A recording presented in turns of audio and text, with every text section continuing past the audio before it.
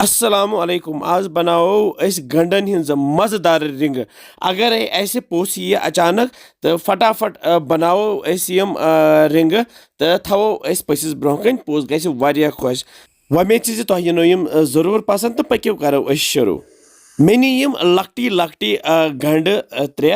तो यमन तुलो अस पेठ देल देल तुलित तुलो अस यह गंड अख तो श्राप चटो अस पेठ यथ यह गूल गूल चटन जरूरी तो करोस मज बाग वन जहिस करित करो अस वन यथ ज़ाइल ज़ाइल चकल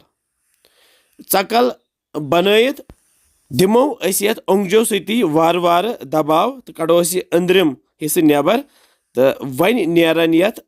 यम रिंग वुचस गोल गोल रिंग यम नेरन पाने वार वार करन नत फटन यम गसन फटन कह आराम सान कड़ोक वुच नेरन पाने वन तो रिंग सान तैयार इथे कन कतरावोक बाकी गंड तो बनावो अस रिंग वुच सारी गंड कतरव तो यम रिंग तैयार गसित युस अस यह गंड हिस्से हुर्यो यह त्रावो सिनिस या बनावो चटिन तो यपर ओन मे बान तो बानस मज त्राव यह 1.5 कप बेसन 1.5 कप बेसन त्राव यह गरम मसाला पाउडर 1 चमच बे त्रावस नून चमच 1 बे त्रावस यह ठूल फुट्रवित तो बे त्राव यथ आब त्राव ठहर ठहरथी रलावन इस असल पे तुत काल रलावन युत काल यथ यह तोन बैटर बन न ज्यादा यह तोन थवन न ज्यादा मोट थवन तवे त्रावो ठहर ठहरथी आब तो यह करोन तैयार वुच अमे पत त्रावो गंड रिंग येथ मज तो ये कांटे सत रलावोक सही पे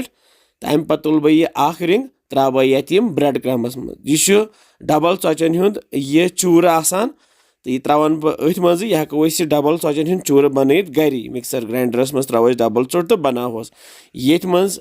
यथ कोटिंग करित रिंग तैयार वन तो यम थवो यम रिंग तैयार करित यथ प्लेटस मज तो यपर ओन मे ताय मज तेल यह बह रिफाइन तेल इस्तेमाल करान तेल गरम गसित त्रावो यम गंड रिंग येथ मज तो करहोक तैयार तलहोक तुत काल नीम लाइट ब्राउन गसन वुच यम वन तैयार तो यम रिंग कड़होक यम मज वन नेबर त्राहोक प्लेटस मज इथे करो बाकी गंड रिंग तैयार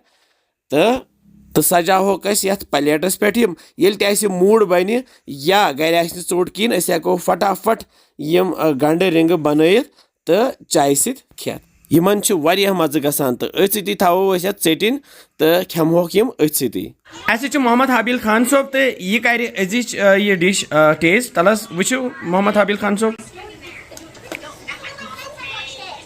करियो बिस्मिल्लाह तो बनोमुत असल चलो